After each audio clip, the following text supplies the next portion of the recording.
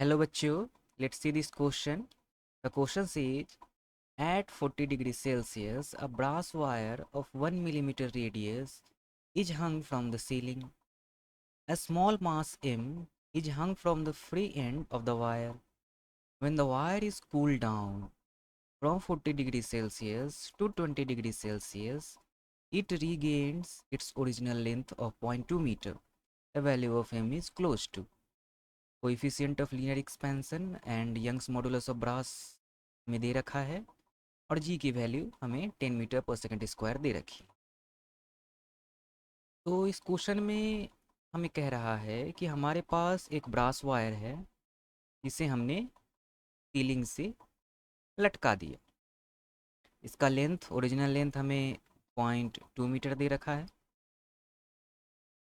अब हम इस ब्रास वायर से एक छोटा सा मास एम लटका देते हैं। तो जैसा कि हम जानते हैं मास एम के लटकाने से इलास्टिक इलोंगेशन होगा और मान लेते हैं कि ये इलोंगेशन डेल्टा एल के इक्वल है। अब ये सारी चीज़ें हो रही थी जब रूम का टेम्परेचर 40 डिग्री सेल्सियस था। अब क्या किया गया कि रूम का टेम्परेचर घटाकर 20 डिग्री सेल्सियस कर लिया गया। तब क्या हुआ कि अब जानते हैं कि ये वायर जो है ब्रास का है, तो टेम्परेचर घटने से जो हमारा वायर है उसमें कंप्रेशन आएगा, वायर छोटा हो जाएगा। तो क्वेश्चन में हमें कहा गया है कि वायर छोटा होकर अपने ओरिजिनल लेंथ को गेन कर लेती है। तो वायर छोटा होकर अभी मास इससे लटका ही हुआ है लेकिन वायर फिर से अपने ओरिजिनल लेंथ एल को गेन कर ली है। तो इसका मतलब क्या हुआ कि जो कंप्रेशन जो थर्मल कंप्रेशन हुआ होगा, मान लीजिए ये डेल्टा एल हुआ होगा थर्मल कंप्रेशन, तो ये जो थर्मल कंप्रेशन डेल्टा एल है शुड बी इक्वल टू जो हमारा लॉन्गिट्यूडनल एक्सटेंशन डेल्टा एल हुआ होगा। ये दोनों आपस में इक्वल रहे होंगे तभी ये पॉसिबल है। और यही इसी को यूज करके हम क्वेश्चन को सॉल्व करें। तो क्वेश्चन में हमारे जो की कंसेप्ट्स यूज हो रहे हैं वो हैं, की कंसेप्ट्स है पहला हमारा Hooke's law. Hooks law of elasticity. और दूसरा है हमारा थर्मल एक्सपेंशन, या यहाँ पर कंप्रेशन हो रहा है तो थर्मल कंप्रेशन। तो चलिए सबसे पहले हम वायर में टेम्परेचर के चेंज होने से कितना चेंज आ रहा है ये डेल्टा एल, ये पहले फाइंड आउट कर लेते हैं। तो हमें वायर में दे रखा है कि इसका ओरिजिनल लेंथ एल वो है 0.2 metre. Coefficient of thermal expansion alpha, alpha से हम इसे डिनोट करते हैं, वो हमें दे रखा है 10⁻⁻5 पर डिग्री सेल्सियस। और टेम्परेचर टी इनिशियल हमें दे रखा है 40 डिग्री सेल्सियस, फाइनल टेम्परेचर हमें दे रखा है 20 डिग्री सेल्सियस। तो हमारा चेंज इन टेम्परेचर जो हो जाएगा ये हमारा हो जाएगा -20 डिग्री सेल्सियस।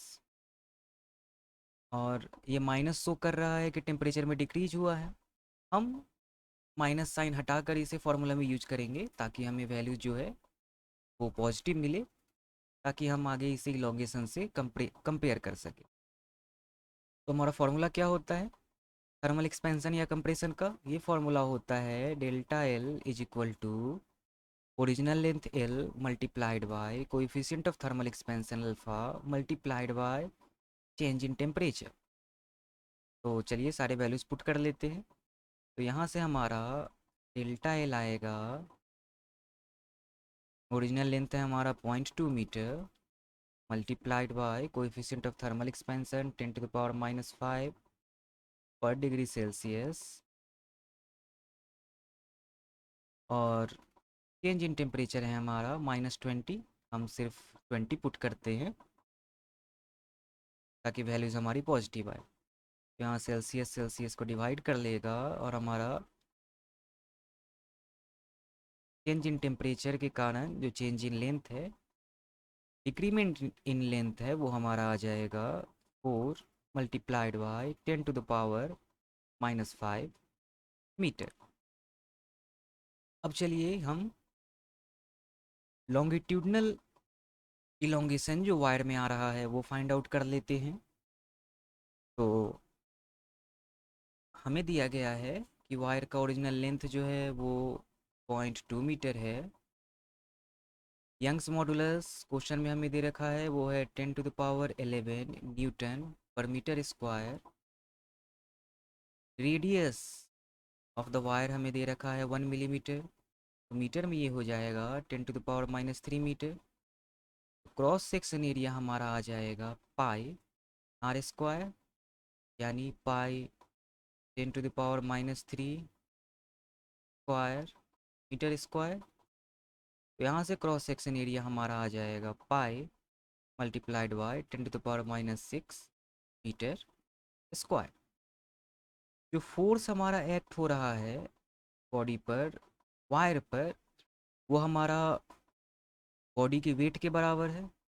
और बॉडी का वेट क्या है? Mass into acceleration due to gravity mg। जहाँ g की वैल्यू हमें 10 दे रखी है, तो फोर्स हमारा हो जाएगा 10 m। अब according to Hooke's law, force applied divided by cross sectional area is equal to Young's modulus multiplied by change in length divided by original length. यही होता है हमारा formula Hooke's law of elasticity के अनुसार। तो यहाँ से change in length delta L हमारा आ जाएगा force multiplied by L divided by A multiplied by Y. चलिए इस फॉर्मूले में अपनी वैल्यूज पुट कर लेते हैं। तो डेल्टा एल हमारा आ जाएगा फोर्स है 10 m multiplied by original length है हमारा 0.2 metres divided by cross sectional area A है हमारा pi multiplied by 10⁻⁻6 metre square multiplied by Young's modulus है हमारा 10⁻11 न्यूटन पर metre square.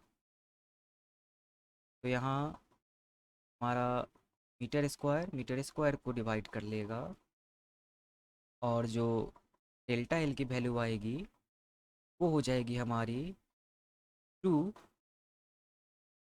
Multiplied by m divided by pi multiplied by 10⁻⁻5 metres. तो हमने change in length due to longitudinal stress ये निकाल लिया, change in length due to thermal compression ये निकाल लिया। अब हम दोनों को इक्वेट कर लेते हैं। तो ये longitudinal extension should be equal to thermal compression. तो यहाँ से हमारा हो जाएगा 2 capital M divided by pi multiplied by 10⁻⁻5। और चेंज इन टेम्परेचर के कारण जो कंप्रेशन आया था वो हमने फाइंड आउट किया था 4 मल्टीप्लाइड बाई 10⁻⁻5। दोनों मीटर्स में थे, तो मीटर मीटर एक दूसरे को कैंसिल आउट कर लेगा। 10⁻⁻5 10⁻⁻5 को कैंसिल आउट कर लेगा, 2 4 को डिवाइड कर लेगा 2 टाइम्स। तो यहाँ से हमारा कैपिटल M की वैल्यू हो जाएगी 2 पाई।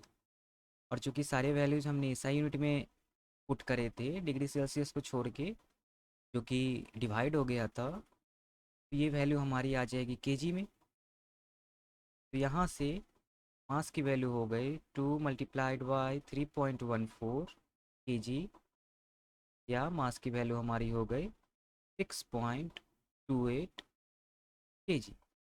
चलिए ऑप्शन देख लेते हैं। तो ऑप्शन हमारे सारे ऑप्शंस जो है ऑप्शन बी है 0.5 kg, ऑप्शन डी है 0.9 kg, ऑप्शन सी है 1.5 kg, ऑप्शन ए है 9 kg।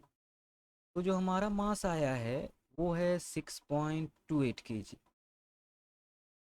और क्वेश्चन में हमें क्लोजेस्ट वैल्यू टू एम ये फाइंड आउट करनी है। तो ऑप्शन देख के हमें पता चलता है कि जो हमारा ए है 9 kg यही क्लोजेस्ट वैल्यू टू एम होगा। तो ऑप्शन ए हमारा करेक्ट ऑप्शन होगा। Hope you understood it well. Best of luck.